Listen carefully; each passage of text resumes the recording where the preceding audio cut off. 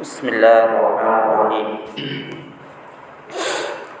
اہدنا الصراط المستقیم۔ اے اللہ کو سیدھے راستے پر چلا، سیدھے راستے کی ہدایت عطا فرما۔ تو اللہ تبارک و تعالی بندوں کو کیا مانگنا چاہیے، اللہ کی مدد کس طرح مانگنا چاہیے اور اس کا طریقہ کیا ہے، وہ اس آیت میں بتایا کہ تم اللہ تعالیٰ سے سیدھا راستہ مانگو۔ اب ظاہر ہے کہ انسان کو ہر چیز میں سیدھا راستہ کیا ہے، ضرورت ہے اس کو، دنیا کی چیز ہو یا آخرت کی چیز ہو، ہر کام میں اس کو سیدھے راستے کی ضرورت ہے۔ کوئی بزنس کر رہا ہے تو بزنس میں سیدھا راستہ کیا ہے کہ وہ اس بزنس میں کامیاب ہو جائے، اسے فائدہ حاصل ہو، نقصان نہ ہو، اور اس کے ذریعے سے وہ امانت دار ثابت ہو، لوگوں میں اس کا نام ہو۔ تو بزنس کی کامیابی، بزنس کا سیدھا راستہ یہ ہے کہ وہ امانت داری کے ساتھ کام کرے اور اسے فائدہ حاصل ہو اور کسی طرح کا نقصان نہ ہو۔ تو اللہ تبارک و تعالیٰ سے سیدھا راستہ گویا کہ بزنس کے اعتبار سے مانگ رہا ہے۔ تو ہر چیز میں سیدھا راستہ جو آدمی کو اس کے منزل پر پہنچا دے، بیچ ادر نہ ہو،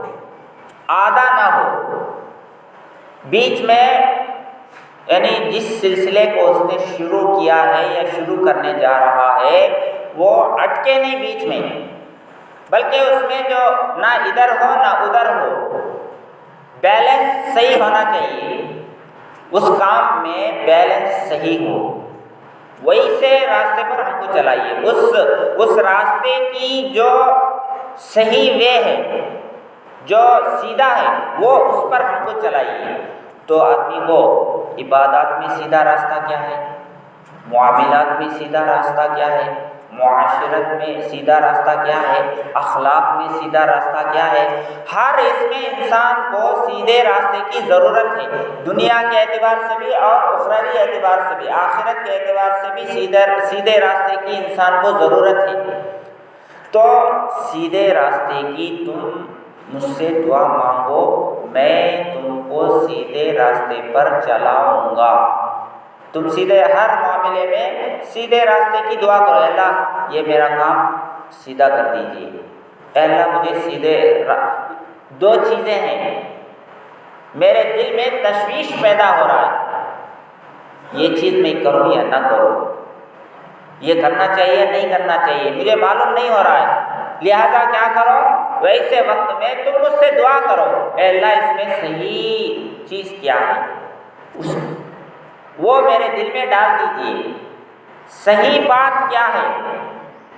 جو میں فیصلہ لینے جا رہا ہوں اس میں صحیح بات کیا ہے وہ میرے دل میں ڈال دیجیے۔ اہدنا الصراط المستقیم، اے اللہ مجھے سیدھا راستہ دکھائیے، صحیح حالت اس کی مجھے بتائیے، مجھے اس پر چلائیے، تاکہ جو ہے میں گمراہ نہ ہو، میں بھٹک نہ جاؤں، میں غلط راستے پر نہ پڑ جاؤں، غلط راستے پر پڑ کر میں اپنا نقصان نہ کروں۔ اے اللہ مجھے سیدھا راستہ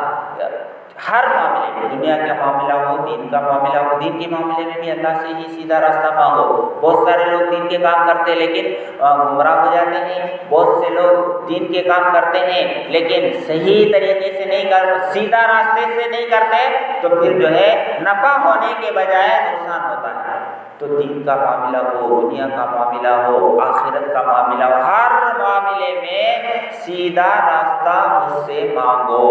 میں تم کو سیدھے راستے پر چلا سکتا ہوں، میرے سوا کوئی اور جو ہے تم کو سیدھا راستہ نہ بتا سکتا ہے، نہ سیدھے راستے پر چلا سکتا ہے۔ تو تم میرے محتاج ہو،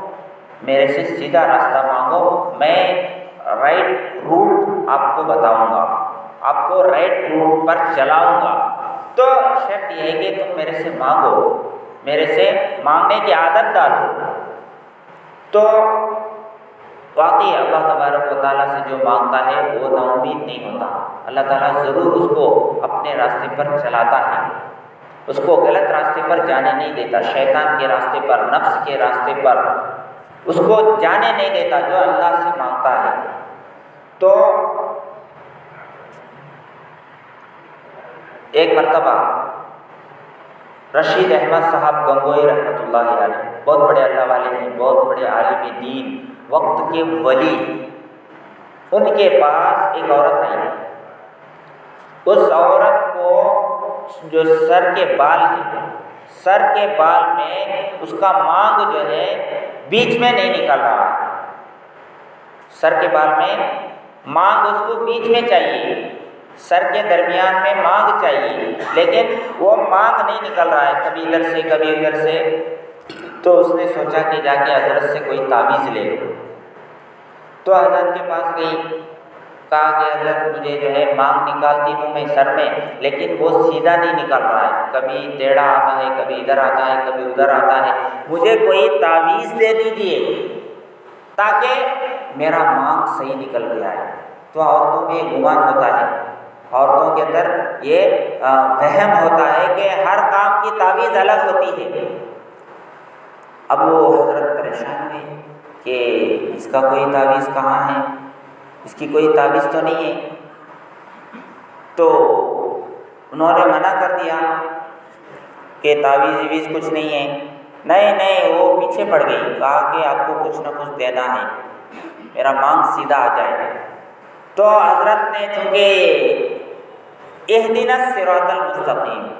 اے اللہ آپ کو سیدھے راستے کی ہدایت عطا فرما، حضرت کیا کرے، ایک پرچی کے اوپر اسی آیت کو لکھ کو دے دی اس عورت کو، اور کہا کہ اس کو سر کے اوپر رکھ لو۔ تو وہ عورت جو ہے اس کو سر پر رکھ لی، اور جو ہے اس کا مانگ جو ہے فوراً سیدھا نکلنا شروع ہو گیا۔ تو چونکہ اس آیت کے اندر یہ معنی ہے کہ سیدھے راستے کی ہدایت عطا فرما، تو اس معنی کا لحاظ کرتے ہوئے حضرت کے اندر چونکہ اخلاص بھی تھا، اللہ والے بھی تھے، تو اسی لیے جو ہے وہ ان کا جو تعویذ ہے کام کر گیا، اور جو ہے سیدھی مانگ نکل کے آئی۔ تو اللہ تبارک و تعالیٰ سے سیدھا راستہ مانگیں گے تو اللہ تعالیٰ ضرور، لیکن کیا ہے اس میں 3 چیزیں ضروری ہیں۔ اللہ تبارک و تعالیٰ اگر انسان سیدھا راستے پر چلنا چاہتا ہے تو پہلے پکا ارادہ کرے، دوسرا کوشش بھی کرے، سیدھے راستے پر چلنے کی کوشش بھی کرے، اور تیسرا جو ہے اللہ سے مدد مانگے۔ جیسے یوسف علیہ السلام کو زلیخا نے بہکایا، بند کمروں میں جو ہے یوسف علیہ السلام کو بند کر دیا تاکہ یہ باہر نہ جا سکے اور باہر کا کوئی آدمی اندر نہ آ سکے۔ تو گناہ سے بچنا چاہتے تھے، اس نے جو ہے مجبور کر دیا، ان کو جو ہے اپنی طرف کھینچنا چاہا، شروع میں تو بلایا لیکن انہوں نے کہا اللہ سے ڈر، لیکن جب وہ نہیں مانے تو کھینچنا چاہا، تو یوسف علیہ السلام بھی جو ہے وہ چونکہ اللہ سے ڈرتے تھے، اللہ کا ڈر دل میں تھا، گناہ سے بچنا چاہتے تھے، تو انہوں نے کیا کیا، بھاگنا شروع کر دیا۔ تو چونکہ ارادہ تھا کہ میں یہ گناہ نہ کروں، اور دوسرا درجہ کیا ہے کہ کوشش کرنا، معلوم ہے کہ دروازے بند ہے، میں جاؤں گا تو دروازے بند ہے، راستہ نہیں ہے، لیکن چونکہ میرا بس میں اتنا ہی ہے، میں اتنا ہی کر سکتا ہوں کہ دروازے تک جاؤں، میری کوشش میں کروں، آگے کا راستہ اللہ کے ہاتھ میں ہے۔ تو انہوں نے اپنی کوشش کی، اللہ سے مدد مانگی، تو اللہ نے دروازوں کو کھول دیا۔ تو سیدھے راستے پر چلنے کے لیے رکاوٹیں پیدا ہو رہی ہے، تو انسان 3 کام کرے، ایک پکا ارادہ کرے کہ میں سیدھے راستے پر چلوں گا، دوسرا یہ ہے کہ اس کے لیے جتنا وہ کوشش کر سکتا ہے کرے، اس کے بعد اللہ سے دعا مانگے تو اللہ تعالیٰ ضرور اس کو سیدھے راستے پر چلا سکتا ہے اور چلانے پر قادر ہے۔